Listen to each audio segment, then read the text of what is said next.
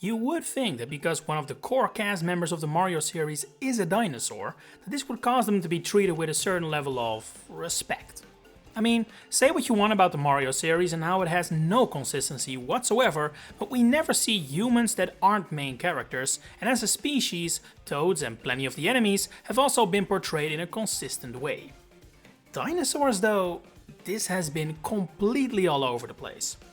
And you could make the argument that that is fitting, due to how a dinosaur isn't one animal, it's an entire collection of them. But even species that are 100% supposed to be the same dinosaur can look completely different between games. Nintendo finds a way, I guess. The first time dinosaurs at large were introduced to the Mario series was of course in Super Mario World. Hell, the game is set on Dinosaur Island for God's sake, how obvious do you want to make it? Technically, it has been speculated that part of Birdo's inspiration also was various species of dinosaur, and her affinity with Yoshi hasn't done much to lessen that idea. But considering I don't think Birdo's presence in Super Mario Bros. 2 does all that much to convey she is meant to be a dinosaur, we're disregarding that. Anyway, Dinosaur Land may have chosen its first word appropriately, but the same cannot be said for its second. After all, a pretty substantial part of Dinosaur Land is actually water, since this is an archipelago, a group of islands, the first of which is the well-known Yoshi's Island. They're not the sole beneficiary of the region's name though. Super Mario World also introduces other dinosaur enemies like the Resner, based on the Triceratops, the Rex, which may get its name from a T-Rex, but actually looks more like a dragon than anything, and the Dino Rhino, which resembles a small Ceratops-like dinosaur as well. Blarks initially resembled a hard-to-specify dinosaur too, but over time its design has become increasingly less dinosaur-esque. That can't be said for the rest of the series though. Dinosaurs remain ever present as a returning trope. And constantly throughout, the same dinosaurs keep coming back. It should surprise literally no one that the Tyrannosaurus Rex is the #1 most often seen prehistoric reptile in the series. I mean, ask anyone to name one dinosaur and they'll probably mention this one. T-Rex is to dinosaurs what Mario is to gaming, everyone knows it. And that includes the folks over at Nintendo.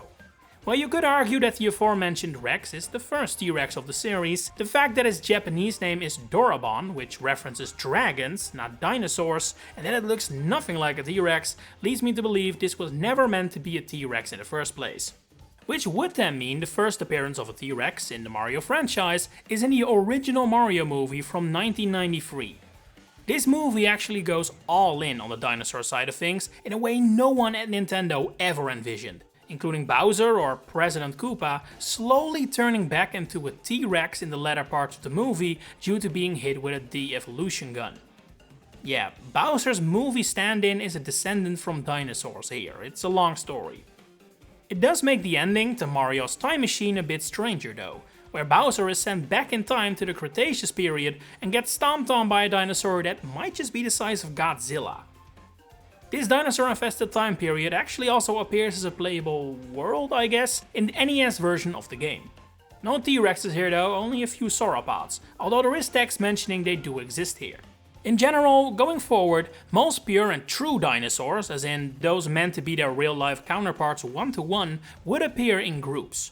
The first example of this is Mario Artist Paint Studio, a Japan-exclusive art tool or game released for the wildly unpopular Nintendo 64 DD add-on.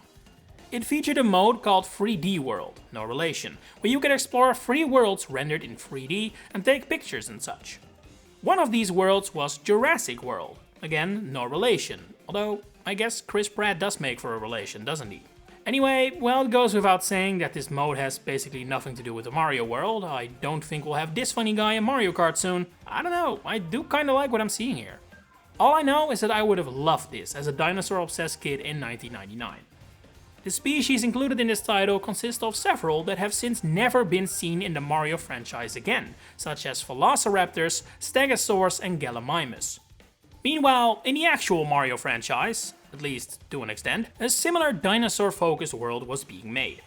Dino Domain from Diddy Kong Racing is the first location we may assume is actually on the Mario planet that shows us real lifelike dinosaurs exist here as well. Shown here are green sauropods, a weird yellow T-Rex, pterosaurs for the very first time, as well as several triceratops, among them the very first Mario character ever that is truly just a traditional dinosaur. Tricky, one of the bosses in the game. Originally, this character was meant to reappear one for one in a completely different series.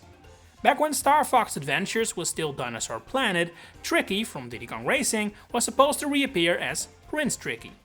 However, over time the characters were separated, and that's probably for the best because not long after, Microsoft bought Rare and presumably the rights to Diddy Kong's Tricky, while Prince Tricky from Star Fox is still a Nintendo character to this day. Following the dinosaur hype of the 90s, they would take a backseat going forward into the 2000s.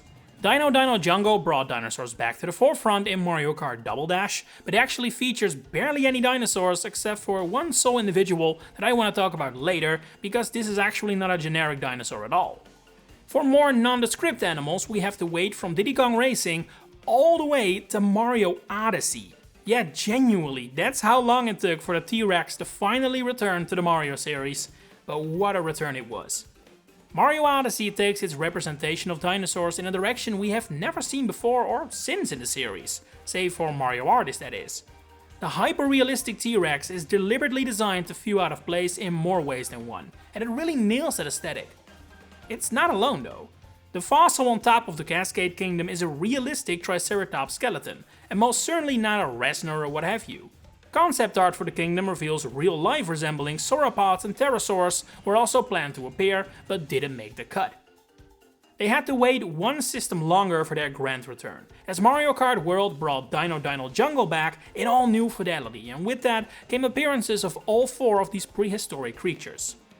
What is very interesting is how this game designs them. Calling them unrealistic is unfair, I think. They all have pretty accurate anatomy, they're not some kind of design just inspired by, it's clear they're meant to be the actual animals. And yet, they all look very Mario-like, very cartoony, very much fitting of the general art style of Mario Kart World, which in and of itself resembled Mario Bros. Wonder. It just feels right from the moment you see it, making it all the more surprising that this is actually the first time ever dinosaurs in the Mario series have looked like a mix between realistic and cartoony. It had previously always been one of the two extremes. We have discussed prior examples of when these animals were meant to, well, look like animals, but not a whole lot of when they were at their most Mario-fied, and there is a reason for that. Usually when that happens, they become original characters, enemies, or brand new species inspired by dinosaurs rather than remain the actual animal. This is for example where Yoshi comes in, the giant sauropod with the horn on its head that is the centerpiece of Dino Dino Jungle, on GameCube at least. According to several guides, it's meant to be a brachiosaur, but it's clear that unlike other Mario dinosaurs, this is actually an original species that also takes after Yoshi's and tries to portray how the dinosaur times may have been in the Mario world in a different way. Not a lot is known about this creature beyond this, its only ever other appearance was in Mario Party 8, in the background of the DK Treetop Temple stage, but the fact Dino Dino Jungle also shows it can live in water makes it a small step from Yoshi to Dory. Just like pterosaurs, plesiosaurs, which are water-dwelling reptiles, technically aren't dinosaurs, but we can turn a blind eye for this unique and interesting exception to every rule we've seen so far. You see, in the original Mario 64, Dory is actually portrayed pretty realistically, as far as the Nintendo 64 was capable of doing. Now, Dory itself is obviously based on Nessie, the Loch Ness monster, which in and of itself is based on a plesiosaur, so it's kinda a two-step inspiration. But in Mario 64, there is no mistaking it for a prehistoric creature. But over time, this started to change. Starting in Mario 64 DS, Dory is a lot more cartoony, taking design inspirations from Mario's version of dolphins and becoming hard to really recognize as a prehistoric animal. On one hand, it suits the difference the Mario series makes between characters based on dinosaurs, like Yoshi, and dinosaurs themselves, which retain their real-life name. But on the other, something like this is actually completely unique. There is not a single other example to find where a character or enemy in the Mario series was initially portrayed as realistic and then later became cartoony. Mario 3D World would later add Plessie to this family tree, which may have a name based on the plesiosaur, but actually doesn't really resemble it whatsoever, looking much more like the kind of dinosaurs that would usually be land-dwelling. There are a few more creatures in the large Mario world that may tell us something about how prehistoric times were like in this universe. Wario World for the GameCube features dinosaur enemies based on Triceratops known as Clubosaurs. They initially walk upright and attack using clubs, but when they lose their weapons they walk on all fours again. Skeletal versions known as Skelesaur also appear in the game, as do other dinosaur-like enemies such as Magons and the boss Dino Mighty, which is up there as one of the most cartoony dinosaurs in the entire series.